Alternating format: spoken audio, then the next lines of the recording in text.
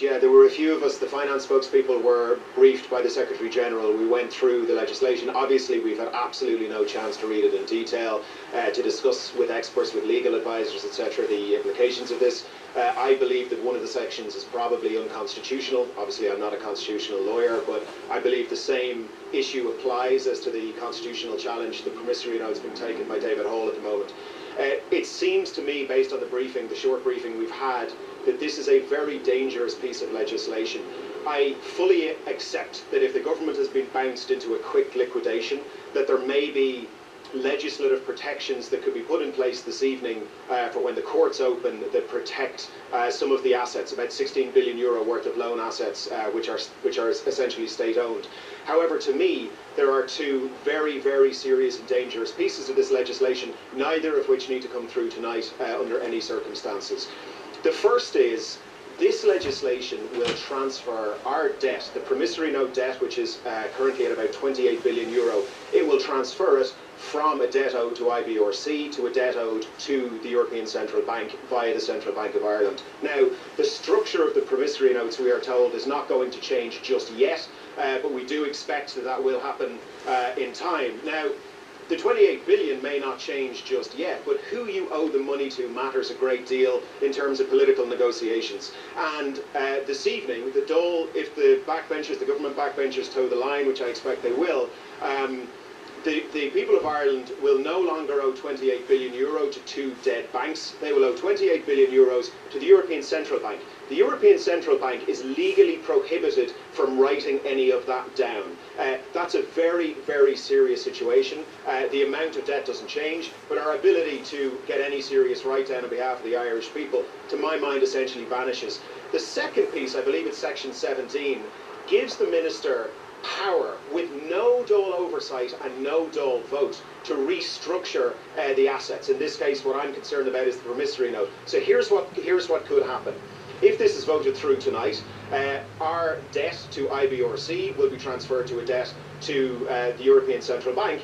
Minister Noonan, we then give him the legal authority to negotiate with Patrick Honohan and the ECB to say, look, we're going to change this 28 billion promissory note into, let's say, a 40-year bond. And critically, members of Dáil Éireann will not be allowed vote on that. That, to me, constitutes appropriation of public money. The Constitution is very clear that only members of Dáil Éireann can do that. So I think there's a good chance that this legislation will be unconstitutional. I think in the immediate term, in terms of the banking debt, in getting a substantial write-down of the banking debt, I think this is a very, very serious retrograde step, and I can see absolutely no reason whatsoever why this has to be voted through this evening.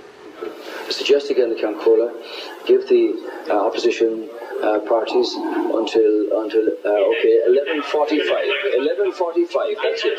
11:45. That's plenty of time to do that.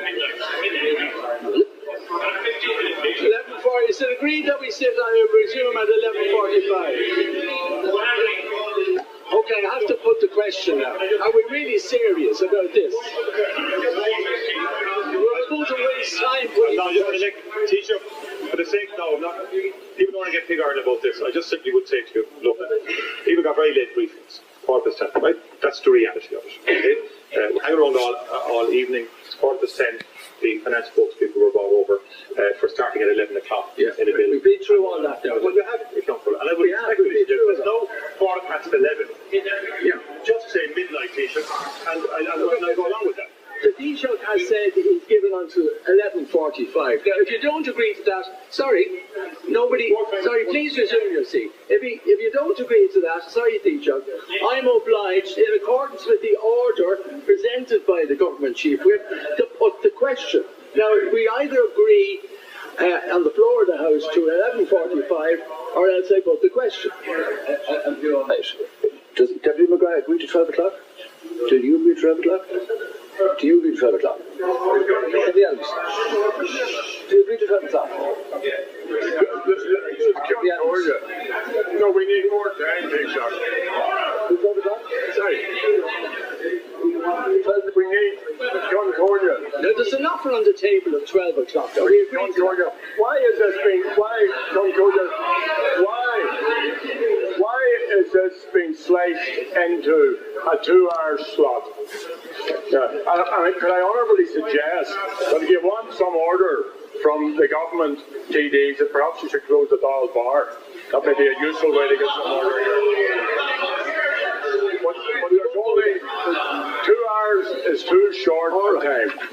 Oh, do you know what we're doing now? We're putting the question, and the question is going to be that we proceed now. I'm therefore putting the question. I'm putting the question. No, Deputy Adams is not agreeing, and therefore I'm obliged to put the question that is before the House. Look at, I can't change an order that was made by the government. Deputy Adams is not agreeing to it.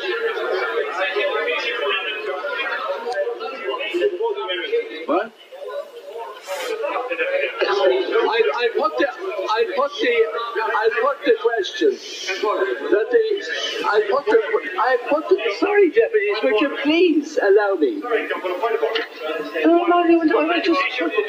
Yes, and I'm going to put that down. I'm going to put that. I'm going to put the question that the Dáil stand suspended until 12 midnight and will at that stage proceed with the order as outlined by the Government Chief Whip. The Chocty Atá a Haven Atarish Gina Abadis Thaw. The Chocty Atá Gina Abadis Neil. Sheehan Gwynedd Tess Richard. The motion is agreed. What's been decided now in the vote here tonight is a very large piece of legislation, over 50 pages of legislation. They had 2 hours to look at it. My understanding is that no one in the Dáil has a clue what's in this legislation. Very few of them are trained legally, and most of them wouldn't know how to read a legal document, and yet they've all voted for it. Now the trouble with this bailout is, if it goes through, and it looks like it's just been passed, is that what's going to happen now is that it becomes a sovereign debt. We can't then do a deal with the ECB even on it because it's a sovereign debt. It's passed on to the people. But one thing I suppose it does do, it classes it definitely as an odious debt now. But what the main significance of this legislation tonight is that we will now require another bailout. No matter what they tell us, we will require another bailout. And that means the Troika is here, and here for good. And I know that most of them inside don't know what's going on and don't know the full implications of what's in that legislation. They couldn't do. And as you said, why have it not in a full day debate? Why not have it in a full week? These documents were written up for over a month and the government kept it secret from us. Is that the way to run the country?